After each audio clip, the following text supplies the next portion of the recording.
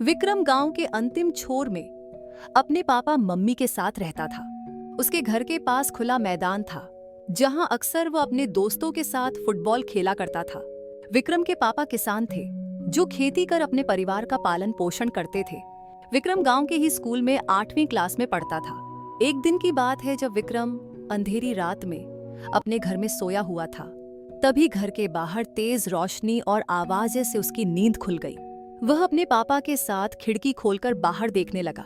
देखता क्या है कि एक तस्तरीनुमा बड़ी सी चीज जिसके चारों ओर से रोशनी निकल रही है उसके घर के बाहर खड़ी है और उसमें से कुछ नाटे कद के विचित्र प्रकार के 2-3 लोग बाहर निकल रहे हैं। उन्हें देख विक्रम जिज्ञासा से घर के बाहर जाने लगा तो उसके पापा ने धीमी आवाज में उसे डांटा और बाहर नहीं जाने को कहा। उसने धीरे से दरवाजा खोला और उनके पास चला गया।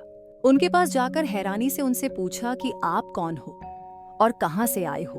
उन्होंने कहा कि हम एलियंस हैं और बहुत दूसरी ग्रह से ये देखने आए हैं कि पृथ्वी में लोग कैसे रहते हैं। विक्रम ने पूछा कि क्या तुम्हारे ग्रह में भी यहाँ की तरह लोग रहते हैं। उन्होंने कहा कि हमारे ग्रह में हमारे जैसे लोग रहते हैं। विक्रम ने फिर पूछा कि यह रोशनी निकालने वाली मशीन क्या है।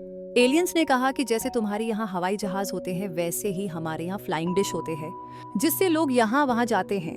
एलियंस ने कहा कि ये फ्लाइंग डिश बहुत तेज उड़ता है।